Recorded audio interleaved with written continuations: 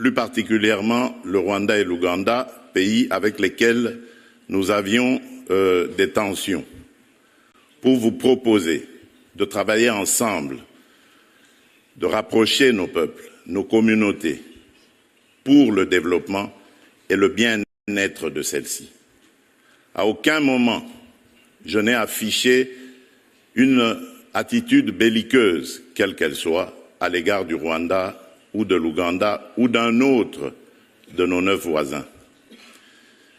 Aujourd'hui, nous vivons cette situation et nous sommes les deux seuls capables d'arrêter cette escalade.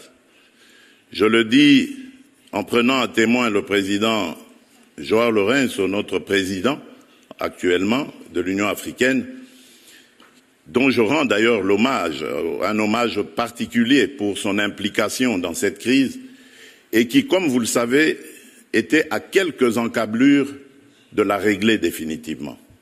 Mais malheureusement, sans aucune raison, en tout cas je n'en ai jamais entendu jusqu'à ce jour, vous avez boycotté cette cérémonie alors que nous étions à 98% déjà de recouvrer une paix durable. Mais il n'est pas trop tard pour bien faire.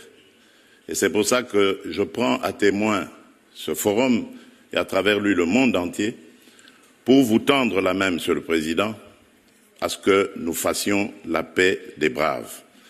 Et cela demande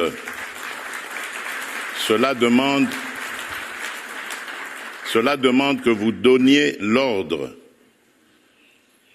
aux troupes du M23 qui sont soutenues par votre pays d'arrêter cette escalade qui a fait suffisamment de morts comme ça. Nous les comptons par millions depuis des années. L'histoire nous jugera.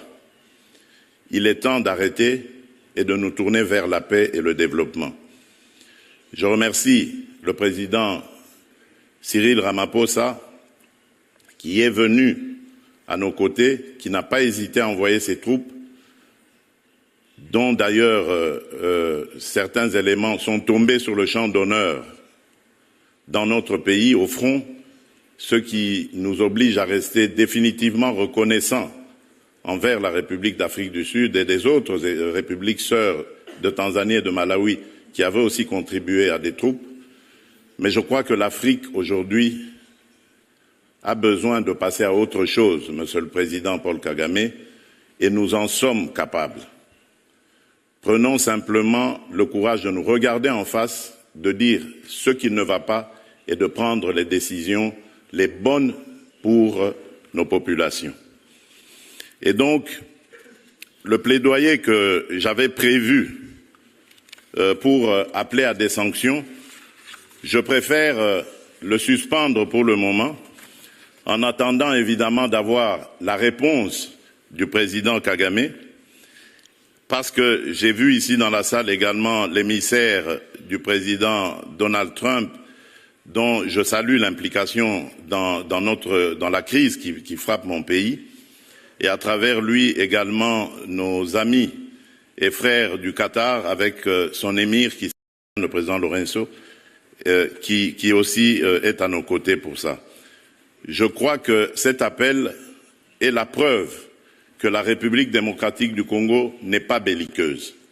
La République démocratique du Congo veut la paix, la véritable paix qui va entraîner la stabilité et permettre le développement de cette région qui, pour moi, est l'une des plus belles régions du monde, c'est-à-dire cette région des Grands Lacs. J'espère que cet appel sera entendu par le président Kagame et je lui dis ma disponibilité à discuter de cette situation.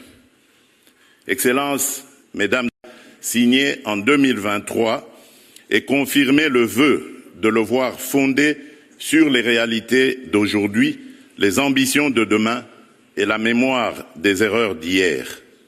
Nous sommes prêts, mais ce futur, nous voulons le construire ensemble, dès à présent, dans la transparence, dans l'équité et dans le respect mutuel.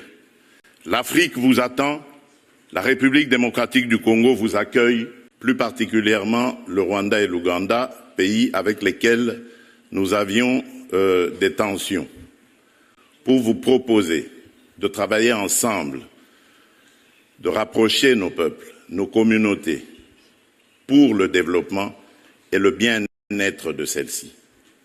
À aucun moment, je n'ai affiché une attitude belliqueuse, quelle qu'elle soit, à l'égard du Rwanda ou de l'Ouganda ou d'un autre de nos 9 voisins. Aujourd'hui, nous vivons cette situation et nous sommes les deux seuls capables d'arrêter cette escalade. Je le dis en prenant à témoin le président João Lourenço, notre président actuellement de l'Union africaine, dont je rends d'ailleurs l'hommage, un hommage particulier pour son implication dans cette crise, et qui, comme vous le savez, était à quelques encablures de la régler définitivement. Mais malheureusement, sans aucune raison, en tout cas je n'en ai jamais entendu jusqu'à ce jour, vous avez boycotté cette cérémonie alors que nous étions à 98% déjà de recouvrer une paix durable. Mais il n'est pas trop tard pour bien faire. Et c'est pour ça que je prends à témoin ce forum et à travers lui le monde entier pour vous tendre la main, Monsieur le Président, à ce que nous fassions la paix des braves. Et cela demande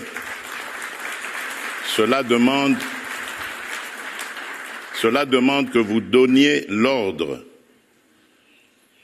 aux troupes du M23 qui sont soutenues par votre pays d'arrêter cette escalade qui a fait suffisamment de morts comme ça. Nous les comptons par millions depuis des années.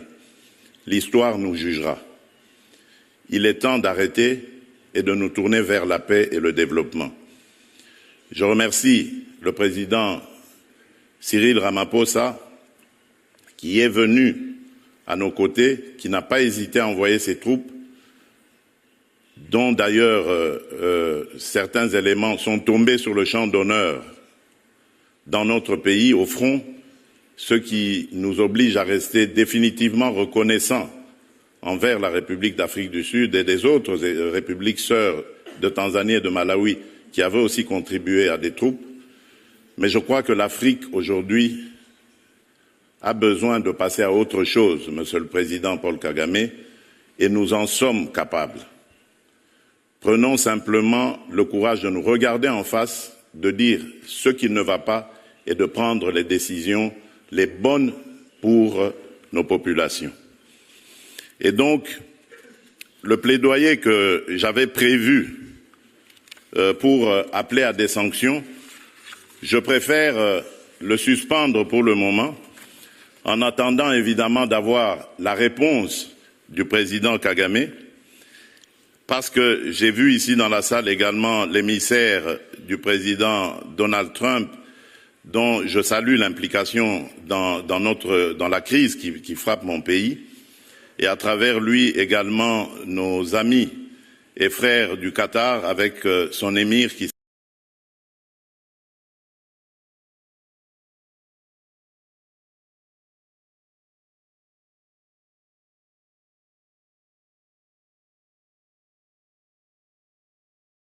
le président Lourenço, qui aussi est à nos côtés pour ça. Je crois que cet appel est la preuve que la République démocratique du Congo n'est pas belliqueuse. La République démocratique du Congo veut la paix, la véritable paix qui va entraîner la stabilité et permettre le développement de cette région qui, pour moi, est l'une des plus belles régions du monde, c'est-à-dire cette région des Grands Lacs. J'espère que cet appel sera entendu par le président Kagame et je lui dis ma disponibilité à discuter de cette situation. Excellences, Mesdames,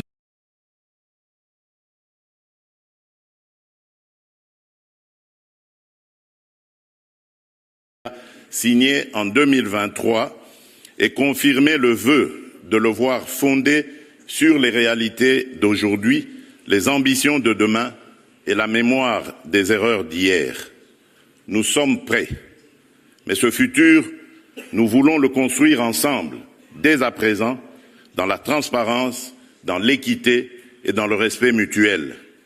L'Afrique vous attend, la République démocratique du Congo vous accueille. Je vous remercie.